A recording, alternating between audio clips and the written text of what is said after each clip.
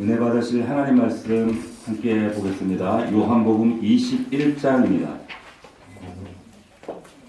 요한복음 21장 오늘 1절부터 14절까지의 말씀인데요. 오늘 말씀을 우리 다소 길지만 1절부터 14절까지 다 읽도록 하겠습니다.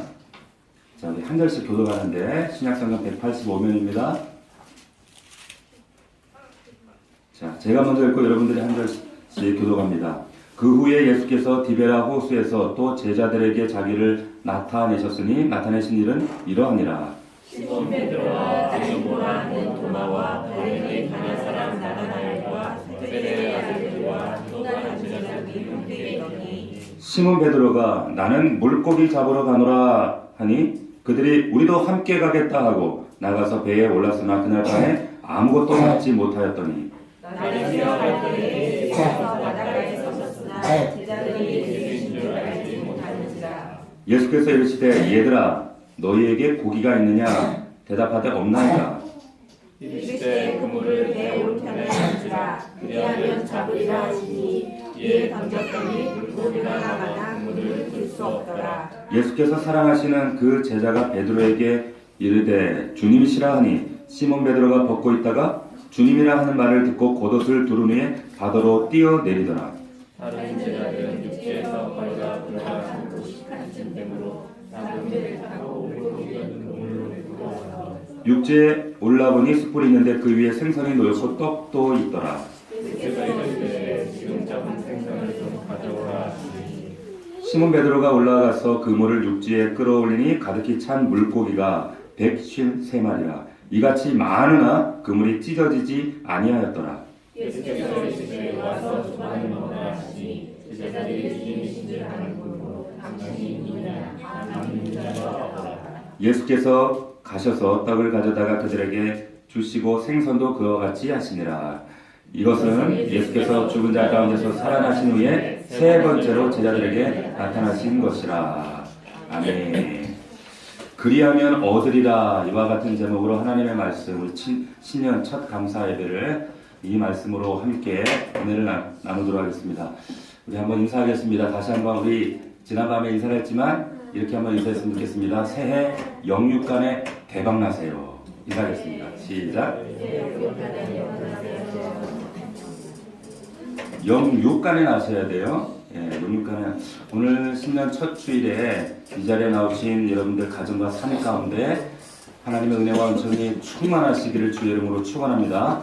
오늘 본문은 요한복음 21장입니다.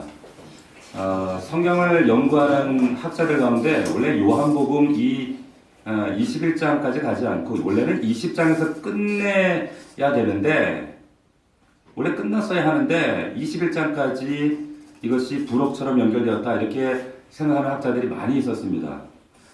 그도 그럴 것이 요한복음 20장을 보면 그 말씀의 이야기가 파장하는 분위기입니다. 끝나는 분위기예요. 한번 보세요. 20장 마지막에 보면 20장 30절에 이렇게 말씀이 진행됩니다. 예수께서 제자들 앞에서 이 책에 기록되지 아니한 다른 표적도 행하셨으나 오직 이것을 기록하면 너희로 예수께서 하나님의 아들 그리스도이심을 믿게 하려 함이요 또 너희로 믿고 그 이름을 힘입어 생명을 얻게 하려 함이니라. 이제 책을 접어야 할 분위기입니다. 앞에까지 예수님의 부활 사건과 제자들과의 상봉 장면이 나오고 이제 이 말씀을 하면서 이제 파장하는 분위기로 가는데 느닷없이 다시 21장 이야기로 요한이 펜을 이어갑니다. 이유가 왜 그럴까요? 어떤 강력한 이유가 있었기 때문인데 그 이유는 부활 때문입니다. 예수 그리스도의 부활을 다시 한번 생생하게 강조하기 위해서 21장을 다시 부록처럼 연결하고 있다는 것이죠. 오늘 본문의 말씀에 보면 제자들이 예수님과 부활하신 예수 그리스도와 세 번째 만남에 대해서 기록하고 있습니다. 첫 번째 만남은 도마가 없을 때 제자들이 숨어있던 비밀 아지트에 예수님이 오세요. 우리가 지난주에 우리 교회 식구들과 부활이라고 하는 영화를 함께 봤습니다. 기억나죠? 우리 친구들 기억난다고. 그죠? 그때 보면 그 아지트에 예수님이 짠 나타나요. 그 자리에 제자들이 있었고 그 영화 가운데는 성경에는 없지만 호민관이 있었죠. 분명히 자기가 죽였던 예수가 그 앞에 나타났을 때 그 로마 호민관이 너무 놀랐던 그 모습을 우리가 기억하고 있습니다. 첫 번째 도마가 없을 때, 그 도마가 나는 죽어도 예수님 옆구리에 손가락 넣어보지 않고는 그 몸을 만져보지 않고는 나는 안 믿어. 그 도마 때문에 예수님이 두 번째 짜잔 나타나셨습니다. 이게 두 번째 만남이었고요. 그리고 오늘 21장이 이어집니다.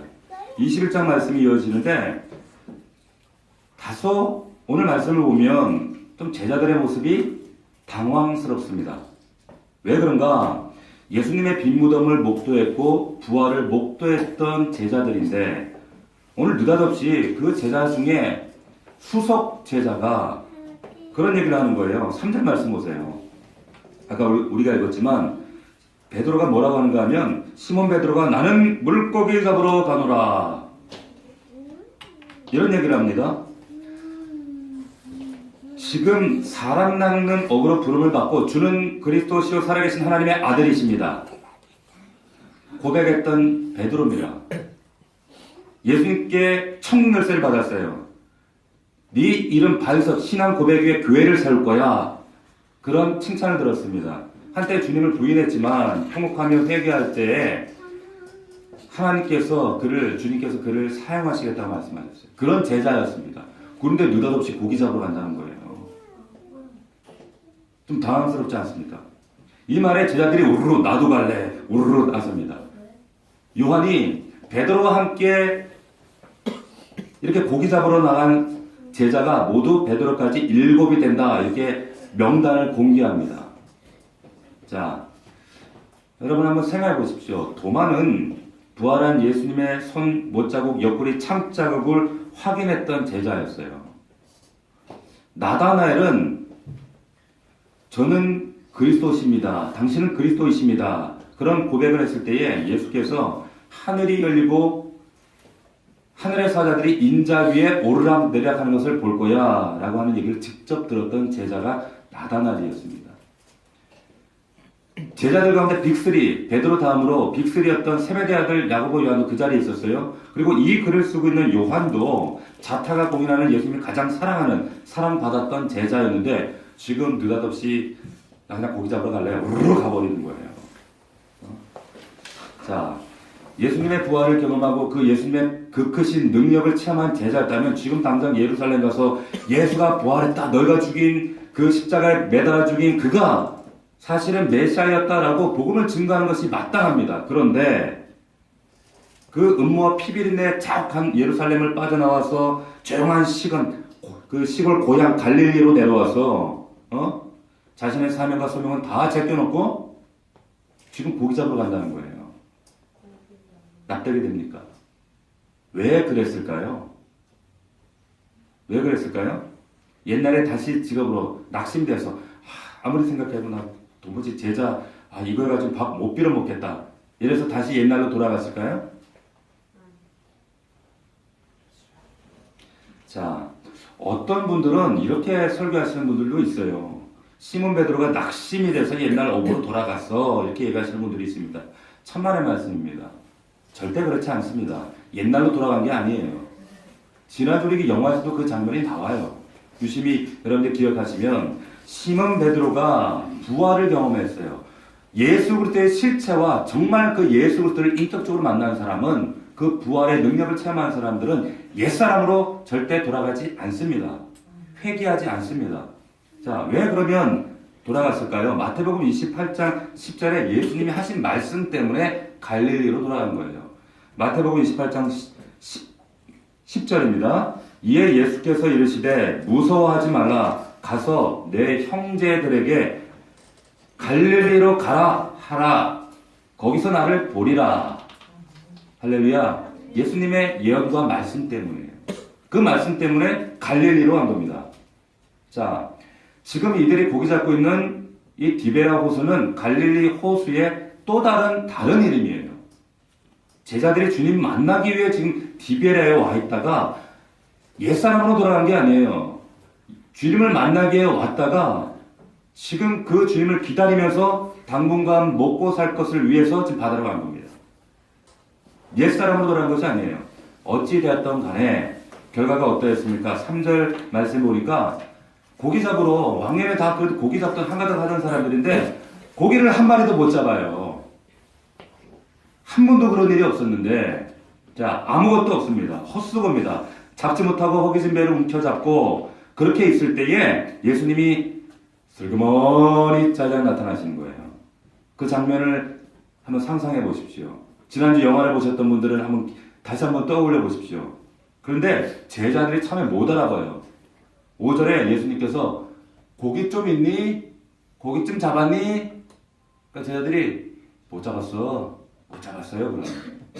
자, 5절, 6절 한번 볼까요? 다시 한번. 자, 5절, 6절 말씀을 그 장면을 한번 우리 머리 가운데 그려보시면서 우리 5절, 6절 읽습니다. 시작. 예수께서 이르시되 얘들아 너에게 고기가 있느냐? 대답하되 없나이다. 이르시되 그물을 배 오른편에 던지라. 그리하면 잡으리라 하시니 이에 던졌더니 그 물고기가 많아 그물을 들 수 없더라. 그리하면 잡으리라. 마치 제자들 홀린 것처럼 그리하면 잡으리라. 그런데 제자들이 깜깜이 생각하니까 목소리가 어디 듣던 목소리예요. 그리고 이 장면이 어디서 많이 본 장면이에요. 이게 뭐지? 제자들을 처음 부르실 때 3년 반 전에 제자들을 처음 부르실 때 그 장면과 오버랩이 됩니다. 예수님이다. 제자들 그때 눈치가 트는 거예요. 그리하면 잡으리라. 2017년 주님의 말씀대로 명령대로 저와 여러분들이 그리하면 잡으리라. 그리하면 잡을 수 있습니다. 할렐루야. 관건은 그리하시는 거예요. 그리할 때 잡게 되는 겁니다. 자, 그리하면 어떻게 하라는 뜻입니까? 첫 번째입니다. 5절 말씀, 우리가 읽었던 말씀인데 어떻게 하셨어요? 얘들아 너에게 고기가 있느냐? 대답하되 없나이다. 무슨 뜻입니까? 나 아무것도 없습니다. 나 빈털털입니다. 인정하라는 거예요. 솔직하게 하나님 앞에 인정해 드리라는 겁니다. 오늘 장면, 제자들 처음 부르실 때의 장면이에요. 제자들이 깜짝 놀라죠. 예수님 처음 부를 때 그 장면인데 눈치를 채죠.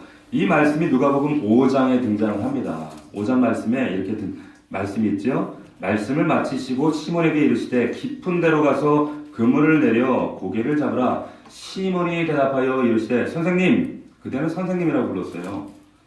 우리들이 밤새도록 수고했지만은 잡은 것이 없지만은 말씀에 의지하여 내가 그물을 내리리다 하고 그렇게 하니 고기를 잡은 것이 심히 많아 그물이 찢어지는지라. 이에 다른 배에 있는 동무들에게 손짓하여 와서 도와달라니 그들이 와서 두 배 채우게 되매 잠기게 되었더라. 할렐루야. 제자들을 부르실 때 장면이에요. 지금 장면과 너무 유사하지 않습니까? 부활 후에 다시 오신 예수님이 지칠 대로 지쳐 공고해진 그들에게 옛날 제자를 부르실 때처럼 의도적으로 퍼포먼스를 하시는 거예요. 재현하시는 겁니다. 그러면서 얘들아 고기 좀 있니?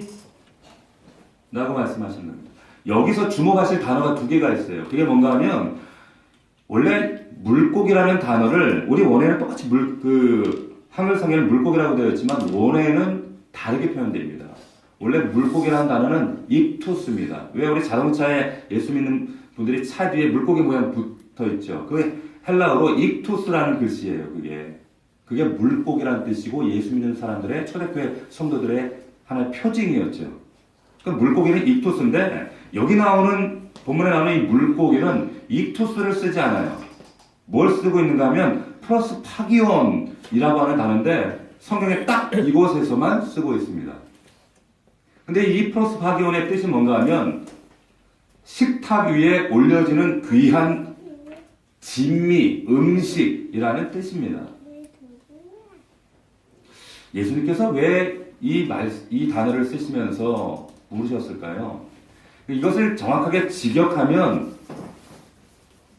이 표현이 맞습니다. 얘들아, 너희가 밤새 수고했는데 너희들의 사명을 잠시 망각하고 밤새 수고한 결과 정말 귀한 것을 진짜를 얻었느냐라고 질문하시는 겁니다. 두 번째 단어예요. 얘들아 라고 부르세요. 이 얘들아라고 하는 단어는요, 제가 우리 예한이를 부를 때 하는 표현이에요. 얘들아, 모여라. 성인 제자들에게, 어른들에게 쓰는 단어가 아닙니다. 이 얘들아는 파이디온, 아이들아, 꼬마들아 라는 뜻이에요. 그런데 예수님께서 제자들을 이런 식으로 부른 적이 단 한 번도 없습니다. 제자들을 파이디온, 너 먹을 것 있니? 너 진짜를 발견했니? 왜 이렇게 부르셨을까요? 의도가 계시죠. 오늘 제자들이 해야 할 것이 뭔지, 있어야 할 곳이 어딘지 알지 못하고 밤새 헛수고합니다. 물고기 얻으려고. 그런데 주님께서 질문하시는 거예요. 저들의 실패를 부끄러워하시도록 지금 압박하시려고 이 질문을 하시는 것이 아니라 너희들 삶 가운데 진짜가 뭐야? 진짜를 확인시켜 주시기 위해서 지금 이 질문을 하시는 겁니다. 바로 잡아주시려는 거예요. 여러분들에게 지금 이 질문을 똑같이 하시는 겁니다. 얘들아, 너희에게 고기가 있느냐? 2016년에 고기 많이 잡았니? 진짜 잡았니? 진짜를 잡으려고 그렇게 발버둥치고 몸부림치고 살아왔는데 2016년도에 진짜 손에 쥐었니? 그 말씀을 하시는 거예요. 우리 사랑하는 성도 여러분, 주님께서는 우리 사랑하는 우리 자녀들이, 여러분들이 결코 헛된데 세상 자신의 헛된 것 때문에 그 속에 함몰돼서 살아가도록 하나님 절대 내버려두지 않으세요. 그냥 놔두시지 않습니다. 그렇기 때문에 여러분들 이 자리에 하나님 부르신 거예요. 오늘 주님께서는 우리를 절대 포기하지 않으시고 찾아오셔서 묻고 또 물으시는 겁니다. 뭐라고요? 얘들아, 고기가 있느냐? 얘들아, 너희가 찾던 그 고기가 맞느냐? 얘들아, 그게 진짜냐? 이 말씀이 여러분들의 심령 가운데 들려주시기를 주님의 이름으로 축원합니다. 그럴 때 우리 반응이 뭐예요? 우리 반응이 뭡니까? 주님 없습니다. 그겁니다. 그게 첫 번째예요. 그리하면 잡으리라. 주님이 요구하신 대답은 그겁니다. 주님 없습니다. 했는데 아무것도 없습니다. 나는 할 수 없습니다. 내가 할 수 있는 건 아무것도 없습니다. 하나님은 그걸 듣기 원하시는 거예요. 우리가 살아가다 보면 정말 기도하기 힘들 만큼 정말 앞이 깜깜할 때가, 그런 순간순간들이 있죠. 내가 어떻게 이 일을 감당하지? 왜 나에게 이런 일이 생겼지? 나이가 들었는데도요, 정말 울컥 울고 싶을 때가 한두 번이 아닙니다. 그럴 때가 있어요. 그렇잖아요. 나이는 또다시 한 살을 먹었지만 우리 안에도 여전히 연약함이 있습니다. 엄청나게 바쁘게 살았는데 보람도 없고 앞에 소망도 보이지 않고, 그럴 때 뭔가 꽉 막혀있고 아무리 해도 되어지지 않을 때 우리 그런 말 쓰죠. 맨 땅에 뭐 한다 그래요? 헤딩한다 그러죠. 맨 땅에 헤딩하기. 자, 그런데 맨 땅에 헤딩하기의 반대말이 뭘까요? 하늘에 헤딩하기. 참 초딩다운 대답이에요. 그죠? 맨 땅에 헤딩하기의 반대가 뭐예요? 맨 땅에 헤딩하기의 반대말은 하나님과 동행하기입니다. 하나님과 동행하기예요. 저는 어릴 때 빨리 어른 되고 싶었어요. 빨리 어른 돼가지고 좀 독립해야지. 나 혼자 살아야지. 어른 되면 내 맘대로 하고 내 맘대로 하면서 살 수 있을 줄 알았어요. 근데 어느덧 나이가 들었어요. 문득 보니까 제 옆에 아내가 있어요. 아들, 딸이 있어요. 나이가 들었어요. 자, 막상 나이가 들어보니까요. 우리 죄송합니다. 어르신들도 많이 계신데. 그런데 막상 나이가 들어보니까 우리가 다 동감하는 거 아닙니까? 나이 들었다고 해서 내 마음대로, 내 뜻대로, 내 생각대로 되는 게 하나도 없다는 걸 깨닫게 되는 거예요. 내 뜻대로 안 되네? 내 아내도 내 마음대로 안 돼요. 내 말 안 들어요. 우리 아들, 딸들이요? 내 말 안 들어요. 내 뜻대로 되든가요? 안 들어요. 안 들어. 되든가요? 안 듣더라는 거예요. 심지어는 내 몸도요, 내 마음대로 안 돼요. 내 몸에 내 몸속에 있는 내 장기인데 내 마음대로 안 돼요. 뻗떡하면 고장나고 아프고 쑤시고 결리고. 우리 정순래 집사님, 목사님 다리가 안 펴져 아파요 하면서 아침에 오셔가지고 저한테 내 마음대로 안 돼요. 내 몸인데 내 마음대로 안 돼요. 응? 우리 인생이 이와 같습니다. 내 마음대로 내 뜻대로 되는 게 하나도 없습니다. 내 몸도 일정 기간 하나님 그냥 허락하신 것뿐이지 언젠가는 하나님 앞에 반납하고 가야 돼요. 그게 우리 인생 아닙니까? 그래서 말씀해 보면 너는 청년의 때 곧 곤고한 날이 이르기 전 나는 아무 낙이 없다고 할 때가 가깝기 전에 뭐 하라 그러셨어요? 하나님께서 너의 창조자를 기억하라. 하나님을 기억하라는 거예요. 아, 내 뜻대로 되지 않구나. 나는 아무것도 없습니다. 그래서 나는 창조자가 필요합니다. 그리하면 잡으리라. 어떻게 해야 됩니까? 내 힘으로, 내 노력으로 아무리 했어도 잡은 것 없습니다. 할 수 없습니다. 인생의 진짜 귀한 곡이 밤새도록 있었지만 안 됩니다. 고백하라는 거예요. 내려놓으라는 거예요. 주님 잡은 것 없습니다. 그 없음을 인정하고 주님께 내 시선을 고정하라는 겁니다. 그리하면 잡을 수 있습니다. 두 번째입니다. 그리하면 잡을 수 있어요. 어떻게 잡는가? 6절 말씀. 우리 6절 말씀 다시 한번 읽겠습니다. 믿음으로 선포하는 마음으로 읽습니다. 시작. 이르시되 그물을 배 오른편에 던지라. 그리하면 잡으리라 하시니 이에 던졌더니 물고기가 많아 그물을 들 수 없더라. 자, 예수님께서 왜 굳이 그물을 오른편에 던지라고 하셨을까요? 유대인들은 오른편이 축복의 방향입니다.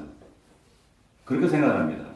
그런 이유도 있어요. 그러나 주님이 왜 오른편에 그물을 던지라 제자들이 밤새 왼쪽에만 던졌을까요? 왼쪽에만 밤새도록 왼쪽만 던졌어요. 거봐 이제 오른쪽 던져. 그게 아니죠. 왼쪽 오른쪽 동서남북 할 것 없이 그물을 던졌겠죠. 그래도 안 돼요. 자신의 경험과 기술과 총동원 모든 것들을 동원했는데 한 마리도 못 잡았습니다. 안 되는 거예요. 제자들에게 그물 오른편에 던져라. 이 말의 진짜 의미가 뭘까요? 진짜 의미가 뭘까요? 성경에 나오는 오른편은 단순히 방향, 지역을 말하는 것이 아닙니다. 이사야 41장 10절에 보면 나의 의로운 오른손으로 너를 붙들리라. 하나님은 왼손이 없으신가요? 그게 아니죠. 오른손도 있으세요. 왼손도 있으세요. 그 말은 뭔가 하면 너의 이성적인 생각, 지각, 판단에 사로잡혀서 네 인생 네가 주권자로 살지 말고 하나님께, 그 의로우신 하나님께 네 인생의 주권을 내어 드리라는 뜻인 줄로 믿으시길 축원합니다. 이 말씀에 오른편에 던지라는 말씀. 주님께 너의 주권을 이양하라. 로드십, 주재권을 이양해 드리라는 거예요. 교회 안에도 여전히 내가 주인이에요. 내가 왕이에요. 내가 결정한 대로 살아요. 아니요. 2017년도는 하나님 앞에 그 하나님께 주권을 이양해드리고 주님의 뜻대로 맡겨드리는 여러분들 되시기를 주의 이름으로 축원합니다. 주님이 물고기의 주인이라는 거예요. 지난밤까지 그곳에 물고기 없었습니다. 지금 그물 내려봐. 물고기 내가 불러 모을게. 바다에 물고기를 창조한 게 나야. 물고기를 모으고 흩어지게 하는 분도 주님이십니다. 그 주님이, 그 하나님께서 그물에 물고기를 몰아 넣어 주시겠다는 거예요. 그 하나님을 믿으시길 축원합니다. 주권을 인정하고 순종하라. 그리하면 얻으리라. 저는 미숫가루를 좋아하지 않아요. 근데 간혹 이제 종종 신방을 가면 미숫가루를 이렇게 내놓습니다. 우리 아들은 또 미숫가루를 엄청 좋아해요. 근데 제가 원래 먹기 싫으면 그 주문 빨리 먹어서 없애버리잖아요. 그러니까 미숫가루를 또 저도 꼭 이렇게 사발해 줘가지고 저거 어떻게 다 먹지? 그러면서 빨리 먹어서 없애버리자 하고 벌컥벌컥 막 마셔버립니다. 그럼 성도들은 아이고 우리 목사님 미숫가루 좋아한다고 그걸 또 줘. 또 줘요. 근데 막 벌컥벌컥 막 먹다가 그게 목걸이에 탁 걸려. 막 걸려요. 왜 걸리는 줄 알았어요? 덩어리가 있어요. 덩어리가 미숫가루 안 풀리잖아요. 덩어리가 목에 딱 걸려가지고 막 살에까지 걸려 막 옆에서 막 우리 권사님 집사님 등을 두드려주고 막 때려 막 겨우겨우 막 이렇게 제가 잘 안 먹어요. 미숫가루를. 좋아하지도 않을 뿐더러. 자, 미숫가루는요, 이 덩어리가 뭉쳐집니다. 제가 그 미숫가루를 볼 때마다, 야, 이건 살인미수 아니야, 이거? 막 이런 생각이 들 때도 있었어요. 그런데 뭐든지 오래 사용하지 않으면 가루가 덩어리가 됩니다. 덩어리가 된다는 것은 굳어졌다는 뜻이에요. 그렇죠? 예수님께서 우리에게 너희는 세상에 소금 덩어리 되라 하지 않으셨어요. 소금이 되라, 노하라 하셨어요. 구약 성경에 보면 제사 가운데 소제라는 제사가 있습니다. 곡식을 갈아요. 아주 고운 가루로 빻아서 고운 가루를 올려드리는 제사가 바로 소제라고 하는 제사입니다. 자, 왜 하나님이 소제라고 하는 제사를 드리도록 하셨는가?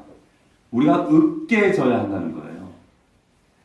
감자가 덩어리로 있으면은 그냥 감자 덩어리지만 으깨져야 돼요. 으깬 감자가 돼요. 그래서 성도는 으깬 감자입니다. 으깨져야 돼요. 자, 고운 가루가 된다는 게 무슨 뜻입니까? 내가 깨진다는 거예요. 내 모습이 완전히 깨진다는 거예요. 부인된다는 거예요. 깨어짐의 가장 큰 특징이 뭘까요? 하나님 말씀 앞에, 그 주권 앞에 내 생각을 포기하고 순종하고 내어드린다는 거예요. 아합이 있습니다. 악한 왕이었죠. 이 아합이 엘리야를 죽이려고 해서 엘리야가 그리 시내가에 숨었는데 느닷없이 하나님의 명령이 떨어집니다. 너 저 시돈으로 가서 과부 집에 가서 빌부터 살아라. 무슨 말씀이십니까? 갑니다. 자, 합리성과 논리성을 따지면 이것은 무모한 행동이에요. 왜 그렇습니까? 이 시돈은 엘리야의 대적이 있는 이 이세벨의 고향이에요. 원수가 있는데 그 고향 땅에 가서 적대적인 그 장소를 도피처로 삼아라? 도피처로 삼아 무모한 얘기죠. 말도 안 되는 얘기입니다. 근데 찾아가라고 하신 집이 또 과부예요. 엘리야는 호렙입니다. 자, 혼자 사는 엘리야가 과부 집에 가면 오해가 생겨요. 상식적으로 맞지 않습니다. 게다가 과부가 가난합니다. 뭔가 좀 의탁하려면 넉넉한 집에 가서 살도록 하세요. 이게 합리적이죠. 이게 상식이죠. 그런데 하나님 가라는 거예요. 과부 집에. 그것도 그 이세벨에 있는 고향 땅 대적자의 집으로, 고향 땅으로. 전혀 합리적이도 않은 명령인데 납득도 어렵고 이해도 되지 않습니다. 그러나 엘리야가 시돈에 속한 사르밧 그 과부의 집으로 갑니다. 명령대로 자기 상식을 반하지만 순종합니다. 이것이 고운 가루입니다. 이것이 으깨어진 감자입니다. 이게 신앙이에요. 우리가 자주 하나님 앞에 내가 납득이 되어지지 않을 때 하나님께 자꾸 따집니다. 하나님, 왜요? 묻고, 무엇 때문에요? 자꾸 확인하려고 해요. 광야 이스라엘 백성들이 애굽에서 끌고, 하나님 왜 우리 끌고 나왔어요? 하나님께 자꾸 질문하지요. 그런데 하나님은 이것을 질문으로 여기지 않고 원망으로 여기셔요. 불순종으로 여기십니다. 결국 원망하던 이스라엘 백성들이 광야에서 다 어떻게 됐어요? 죽습니다. 100% 이해되어지고 납득되어지면 움직인다고 한다면 자기 수준으로 살겠다는 거예요. 나보다 더 높은 수준, 하나님의 수준으로 살기 위해서는 내 상식, 내 가치관, 내가 살던 패턴, 내 이거를 한 주먹밖에 되어지지 않는 내 생각들을 포기해야지 하나님 크기 수준의 일들을 경험하게 되는 줄로 믿으시길 축원합니다. 이게 순종이에요. 이게 고운 가루입니다. 순종의 사람 엘리야가 순종할 때 사르밧 과부가 순종합니다. 그래서 순종이 순종을 낳아요. 여러분의 순종이 자녀들의 순종을 낳습니다. 그래서 순종은 연습이 필요한 거예요. 제가 20대의 초에 그 조이라고 하는 선교단체가 있어요. 거기 간사님이 여자분인데 지금 미국에 계세요. 허기전 집사님이라고 하는 분인데 그분이 저를 그 훈련을 시키셨어요. 양리국 훈련을 시키시는데 이분이 아주 독특한 훈련이 저뿐만 아니라 저희 멤버들에게 순종 훈련을 얼토당토 하는 것들을 자꾸 시키시는 거예요. 그러니까 처음에 이 사람 좀 이상하네. 상식에 맞지 않네. 납득이 안 되네. 이 사람 부당하네. 근데 이것을 반복적으로 시킵니다. 근데 뒤늦게 우리 믿음의 선배들과 우리 그 선교단체도 선배들이 다 그러는 거예요. 그럴 만한 이유가 있어. 이유가 있어. 뭔데 그게? 그런데 제가 1년이 지나고 2년이 지나고 알겠더라고요. 순종 훈련을 시키시려고 그런 일들을 반복적으로 하게 하셨던 겁니다. 그리하면 잡으리라. 여러분들 삶 가운데 주님 말씀하시면 순종하십시오. 순종은 신앙의 아주 중요한 훈련입니다. 순종하는 자에게 주시는 축복이 있습니다. 그게 뭔가 3년 전에 베드로를 처음 부를 때 그때는 그물이 찢어졌어요. 자, 누가복음 5장 4절에 보면 선생님 우리들이 밤이 새도록 수고하였으나 잡은 것이 없지만 말씀에 의지하여 내가 그물을 내리리다 하고 그렇게 하니 고기를 잡은 것이 심히 많아 그물이 찢어지는지라. 누가복음 5장 이하의 말씀입니다. 그런데 부활 이후에 오늘 본문의 말씀에 오면 똑같은 장면을 연출하고 재현하시는데 오늘 말씀에서는 그물이 찢어지지 않아요. 왜 그랬을까요? 자, 11절 말씀 같이 읽겠습니다. 21장 11절 말씀입니다. 같이 읽습니다. 시작. 시몬 베드로가 올라가서 그물을 육지에 끌어올리니 가득히 찬 물고기가 153마리라. 이같이 만나 그물이 찢어지지 아니하였더라. 153마리. 모나미 153 볼펜. 여기서 나왔죠, 그죠? 자, 왜 찢어지지 않았을까요? 3년 전에는 찢어졌는데 지금은 찢어지지 않았습니다. 3년 전에는 왜 찢어졌을까요? 그때는 제자 되기 전이었어요. 예수 믿기 전이었습니다. 더 미련 갖지 말라는 거예요. 세상에 더 미련 갖지 말라. 찢어버리시는 겁니다. 그러나 지금은 예수 안에 있어요. 예수 안에 있는 자들에게 하나님 그들의 그물도 보호하십니다. 예수 안에 있을 때 하나님 영육간에 보호하세요. 저는요, 이게 하나님의 본심이라고 믿어요. 이게 하나님의 본심입니다. 하나님은 우리에게 은혜를 주시고 복을 주시고 은혜를 부어주시는데 찢어지지 않는 은혜를 주시는 줄로 믿으시길 축원합니다. 이게 하나님의 본심이에요. 아버지의 마음이에요. 이게 부모 마음이에요. 그렇지 않습니까? 세상 사람들이 누리고 소망하는 복은요 찢어져요. 세상 사람들은 잘 되는 것 같아요. 한순간이에요. 한계가 있어요.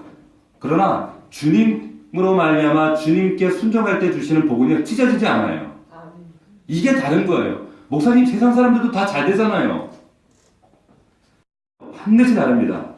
2017년도에는 이와 같은 은혜가 여러분들에게 함께 하시길 주님의 이름으로 축원합니다. 찢어지지 않는 이 그물의 은혜를 체험하세요. 복의 통로가 되십시오.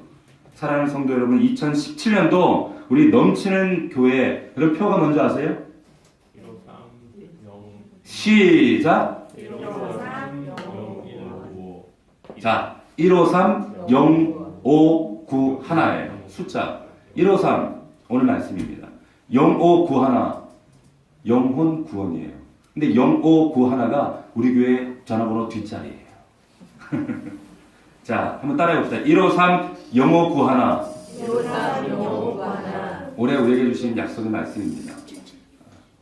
이 말씀을 우리의 가정과 내 개인의 신령과 우리의 삶이 현장에 우리 넘치는 교회 위에 하나님께 허락해 주실 줄로 믿습니다. 그리하면 잡으리라. 그리하세요. 어떻게 해요? 나 아무것도 없어요. 못 잡았어요. 내 손에 아무것도 없습니다. 인정하세요. 고백하세요. 그리고 맡기세요. 순종하세요. 한번 맡겨보세요. 하나님께. 오른편이든 왼편이든 내 인생을 그 주권을 주님 앞에 맡겨보십시오. 그럴 때에 하나님 말씀하십니다. 그리하면 잡으리라. 이와 같은 은혜가 축복이 함께 하시기를 주님의 이름으로 축원합니다.